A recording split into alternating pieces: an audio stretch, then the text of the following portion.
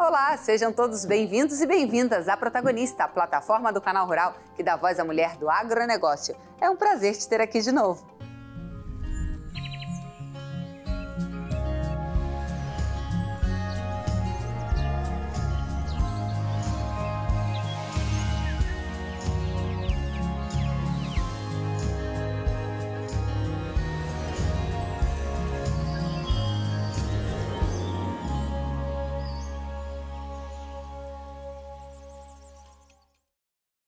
A reutilização da cama e o vazio sanitário são práticas essenciais para a saúde e o desempenho dos animais na granja. Saber quando e como reutilizar a cama, ou quando fazer a remoção completa e realizar um vazio sanitário adequado, pode impactar diretamente na biossegurança, no controle de doenças e na produtividade. A médica veterinária Marcela Triginelli vai explicar como tomar essas decisões de forma eficiente e segura. Mas antes, vamos conhecer um pouquinho mais sobre ela? Marcela Viana Triginelli nasceu em Belo Horizonte, mas hoje chama Campinas de lar. Formada em Medicina Veterinária pela Universidade Federal de Minas Gerais, carrega no peito a essência do agro, plantada desde a infância no sítio do avô, entre asas, penas e sonhos. A avicultura a escolheu antes mesmo que ela soubesse e foi entre ovos e plumas que a sua paixão criou raízes. Inspirada por grandes mestres, seguiu o voo sem medo, de BH a Chapecó, um salto no desconhecido, onde a avicultura virou vida, trajetória e propósito. Do campo ao ensino, do mestrado ao doutorado, ajudou a abrir asas e horizontes para novos profissionais. Hoje, no ramo comercial, segue incansável, estudando, inovando, crescendo, porque no agro e na vida, quem ama o que faz nunca pousa, apenas aprende a voar cada vez mais alto.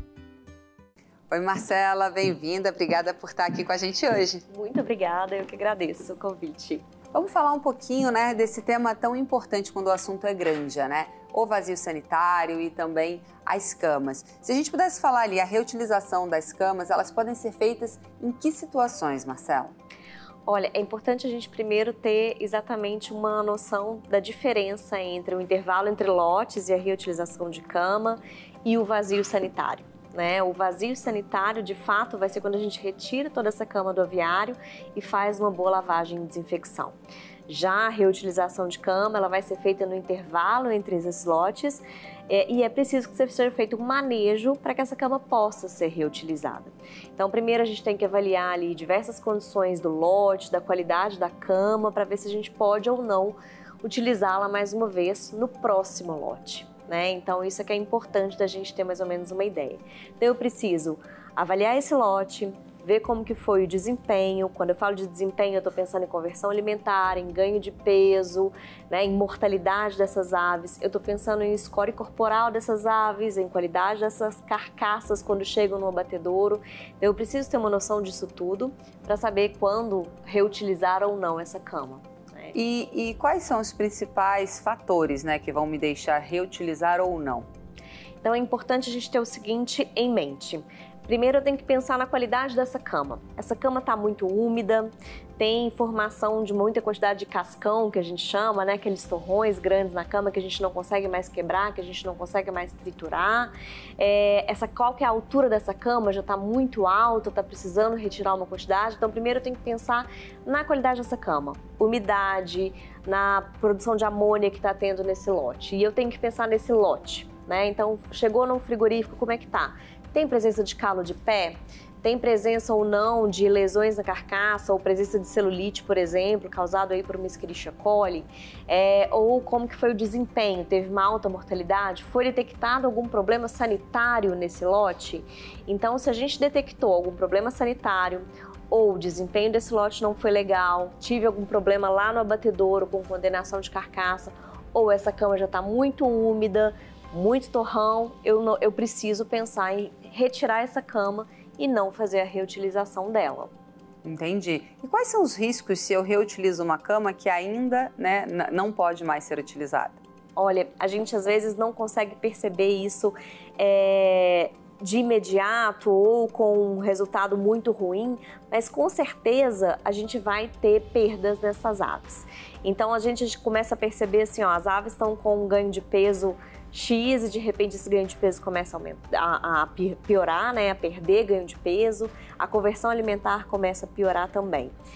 E eu tenho que perceber que isso tudo muitas vezes é por causa de um aumento da pressão de infecção no meu ovário. Essa ave fica vários lotes na mesma cama, consequentemente eu estou aumentando a minha pressão de infecção.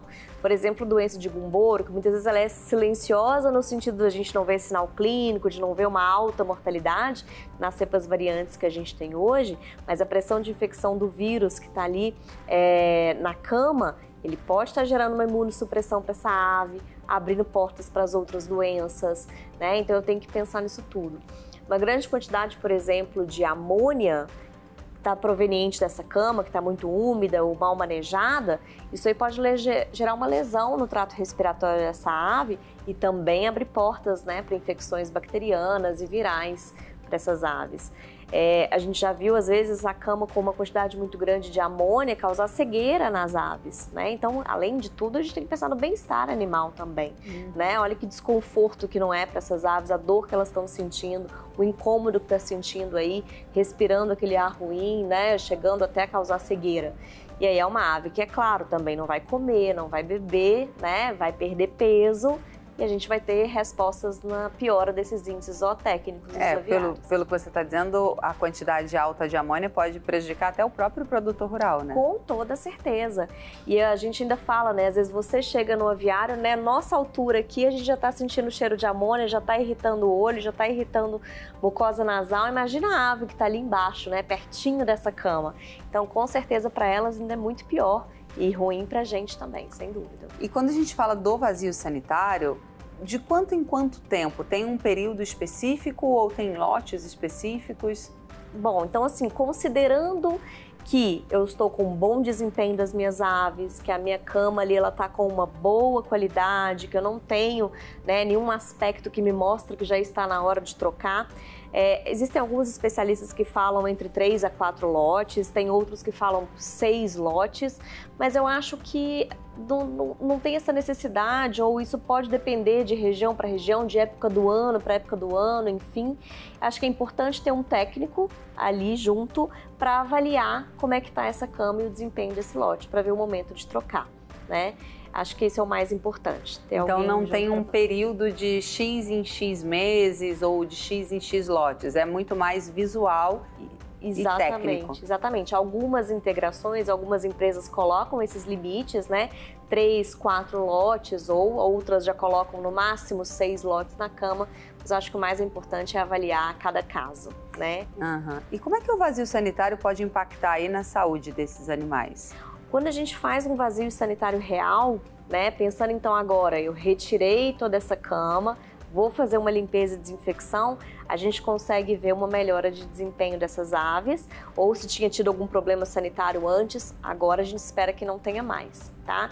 A gente já viu no campo, na prática, acontecendo de às vezes na mesma propriedade, um galpão, um do lado do outro. E um galpão foi feito o vazio sanitário e o outro foi feito só reutilização de cama, ou às vezes um manejo que nem foi tão adequado no intervalo entre lotes. E o resultado de desempenho é nítido. O mesmo programa vacinal, mesma nutrição, mesma linhagem. Então é bem importante a gente perceber isso. E quando a gente fala, né, dessa cama, existe alguma diferença quando é um sistema ou uma criação diferente da reutilização ou da forma como essa cama é colocada? Olha, pensando hoje na criação de frango de corte, como é feita no Brasil, não existe uma grande diferença, né? Essa cama ela vai ser espalhada em todo o galpão, aí numa altura de 10 a 20 centímetros no início da produção, ela pode ser feita de maravalha, serragem, casquinha de arroz. O objetivo dessa cama é trazer conforto para a ave, conforto térmico para essa ave, né? Facilitar a criação no sentido geral, absorver a umidade das excretas das aves. Então, assim, não existe uma grande diferença. Existem diferenças no sistema de criação com algumas aves que saem do galpão, mas aí a gente geralmente vai ter pastejo e não necessariamente a cama mesmo de frango. Entendi. E quais são os erros mais comuns hoje que o produtor rural acaba cometendo, né, ao fazer essa cama ou manejar essa cama ou até fazer ou não o vazio sanitário? O que eu percebo muitas vezes é que justamente por um momento de mercado mais aquecido, por uma necessidade maior de frangos, né, um bom preço, enfim, ou por alguma outra eventualidade, os intervalos entre lotes ficam muito curtos. Né? Então, se a gente tem que pensar que eu preciso de um tempo para fazer um bom manejo de reutilização de cama ou para fazer o meu vazio sanitário, muitas vezes esse tempo ele é muito curto. Né? Então, não dá tempo mesmo de fazer todos os processos necessários na cama, por exemplo, queimar a pena, triturar e fazer algum tipo de processo de fermentação ou utilização de cal. Então, é o que a gente mais percebe. Curtos intervalos onde não dá tempo de fazer todos os manejos, os processos necessários. E aí, quais as práticas que você recomendaria, né, para esse produtor conseguir reduzir os custos, mas sem comprometer essa biossegurança? Isso. A reutilização de cama ela é importante para a gente conseguir manter os custos da produção de frangos de corte dentro de uma viabilidade, digamos assim. Né? Se a gente fosse parar todos os lotes para retirar toda essa cama, isso teria um custo muito alto para eu repor todo esse material com uma cama nova. Até a disponibilidade de material a gente não teria. Se todos os produtores fizessem retirada de todos os lotes a cama inteira, a gente não teria nem material disponível para essas camas, né? E além do impacto ambiental que isso poderia causar também.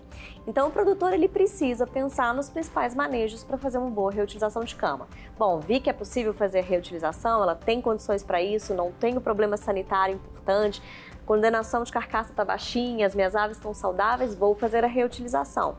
Então, eu preciso pensar em queimar a pena, preciso pensar em triturar essa cama para ela ficar bem soltinha. Eu preciso pensar em qual método que eu vou utilizar. A gente hoje tem alguns métodos possíveis. Eu posso fazer um enleiramento plano, por exemplo, onde eu vou cobrir toda essa cama com uma lona. Isso vai elevar a temperatura, vai gerar uma fermentação, vai reduzir a carga microbiológica e, consequentemente, eu vou ter aves mais saudáveis, né? Ou uma cama com maior chance de durar mais tempo dentro do meu aviário. Ou eu posso fazer um enleiramento, que é formar uma leira, formar um monte de cama no meio do aviário, cobrir também com uma lona. Vou gerar uma temperatura ali alta para fermentar e também reduzir a carga microbiológica, né? Então, são métodos que são importantes, que levam tempo, precisa de uma mão de obra para fazer, mas são importantes para a gente conseguir fazer essa reutilização aí por mais tempo e com mais segurança também. Muito interessante. E quando a gente fala aí desse mercado, né? É um mercado que cresce muito e que cada vez mais a gente tem visto produtores investindo em 1, 2, 3 granjas.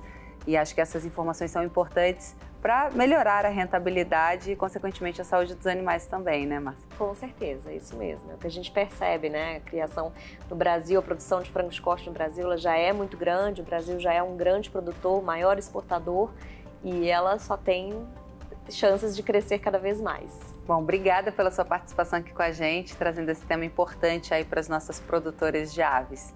Muito obrigada, eu que agradeço o convite. Bom, agora eu tenho um recadinho para você, mulher do agro. A gente quer também conhecer a sua história.